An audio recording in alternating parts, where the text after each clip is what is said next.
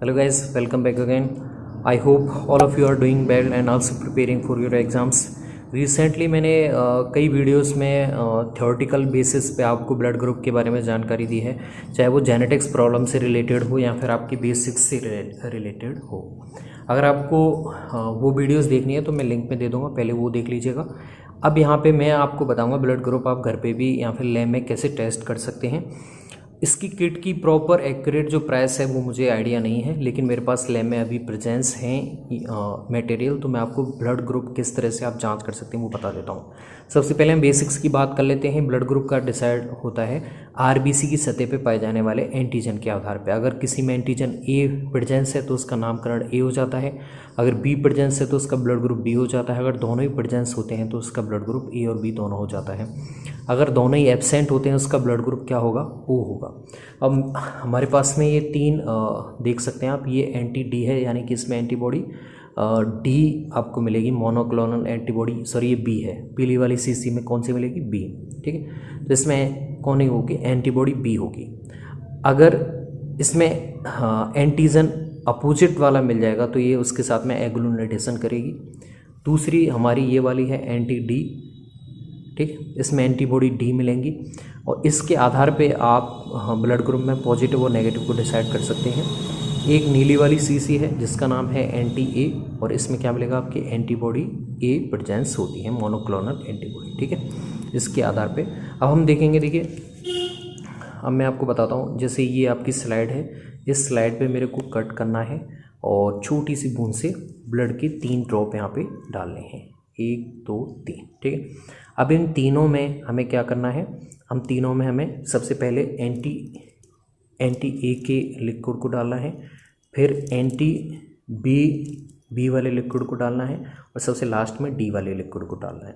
जिस पे एग्लूनेटेशन हो आपको अलग से दिख जाएगा, जमाव और बिखराव सा आपको ब्लड क्लॉट होता हुआ दिखाई देगा अलग से, तो एग्लूनेटेशन होता है और वही एंटीजन वहाँ पे प्रेजेंस होगा, तभी वो एंटीबॉडी उसके साथ में एग्लूनेट होगी, ठीक है गाइज। इस तरह से आपको स्लाइड पे ए बी और डी लिखना है, ठीक है। ए वाली जगह पे हमें डालना है एंटी ए, ये जो हमारा है एंटी ए डालना है ए वाली जगह पे, ठीक है। और बी वाली जगह पे हमें डालना है बी एंटी वाली लिक्विड, और एंटी डी वाली जगह पे जो पॉजिटिव और नेगेटिव शो कराता है ब्लड ग्रुप में, ये डालना है एंटी डी, ठीक है। अब इसके बाद में इसे थोड़ा सा हम अलग अलग टूथपिक से इसे चलाएंगे और चलाने के बाद में इसे थोड़ा सा ऐसे रख देंगे और आपको एग्लूनेटेशन अच्छे से दिख जाएगा। देखिए इसमें जब आपका जिस तरह से दूध फट जाता है उसी तरह से यहाँ पे ब्लड ग्रुप फट जाएगा। एक एक ड्रॉप डालनी है आपको, और अगर आप सिंगल अकेले काम कर रहे हैं तो आपको ग्लव्स वगैरह यूज़ करने की ज़रूरत नहीं है, लेकिन आप बहुत सारे 20-30 पर्सन्स के साथ में लैब में हैं, गंदगी जहाँ पे बहुत ज़्यादा होती है, लोगों का कोई भी आपको इन्फेक्शन हो सकता है, इसलिए वजह से स्प्रिट से साफ़ करें, उसके बाद में कट लगाएं। लगाने के बाद में ब्लड की ड्रॉप जहाँ पे गिरेगी, ए जगह बी, 3 जगह आपको डालनी है। उसके बाद में जैसे मैंने लिक्विड बताए थे, 3 लिक्विड यहाँ पे रखे हुए हमारे, एंटी ए, एंटी बी और एंटी डी। डी की वजह से क्या पता चलेगा, पॉजिटिव और नेगेटिव का।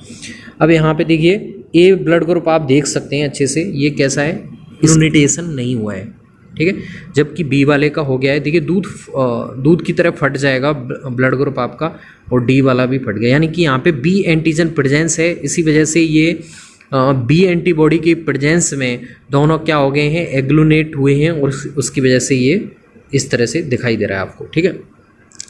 और डी भी यहाँ पे आपको देखिए क्या है, एग्लूनेट कर रहा है, क्योंकि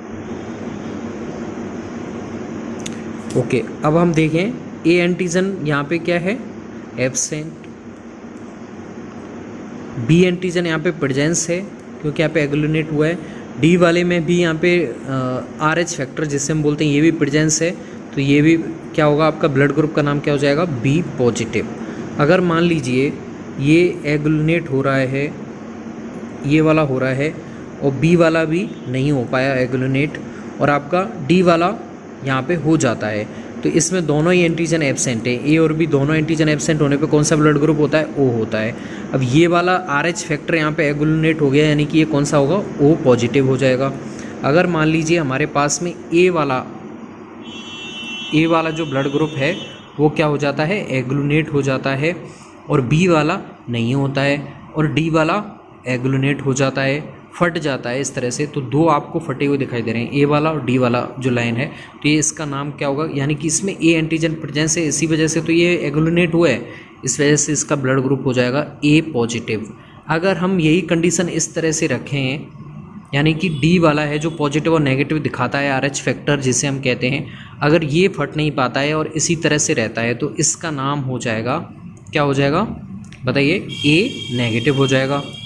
अगर हम ए बी बोलना चाहते हैं तो ए बी वाले में ए वाला भी एग्लूनेट होगा, बी वाला भी एग्लूनेट होगा, और डी वाला भी अगर मान लीजिए एग्लूनेट हो जाता है तो इसका नाम हो जाएगा ए बी पॉजिटिव। अगर इस तरह से हो जाता है तो इसे हम बोलेंगे ए बी नेगेटिव। यानी कि यहाँ पे आप अब समझ गए होंगे ढंग से, अगर हम 3 लाइन इस तरह से ए बी और डी के लिए खींचे तो ए एंटीजन की प्रेजेंस नहीं है, यहाँ पे बी एंटीजन की प्रेजेंस है, तो ये ब्लड ग्रुप हमने कौन सा डिसाइड करवा दिया, बी पॉजिटिव है। ठीक है, तो बी पॉजिटिव ब्लड ग्रुप हो जाता है। तो इस तरह से आपको पता करना है। अब मोस्टली पर्सन्स के दिमाग में क्वेश्चन आता है कि ये एग्लूनेट क्यों हुआ है। हम एंटीजन के आधार पर ही तो नामकरण करते हैं, इसमें एंटीजन उपस्थित है और हमने क्या डाली थी, एंटीबॉडी डाली थी, तो दोनों की अभिक्रिया हुई है, इस वजह से इसमें क्या हुआ है, एग्लूनेटेशन हुआ है। तो ये आपको ध्यान रखना है। आई होप अब आपको समझ में आ गया होगा। थैंक्स, मिलते हैं नई वीडियो में नई किसी टॉपिक के साथ।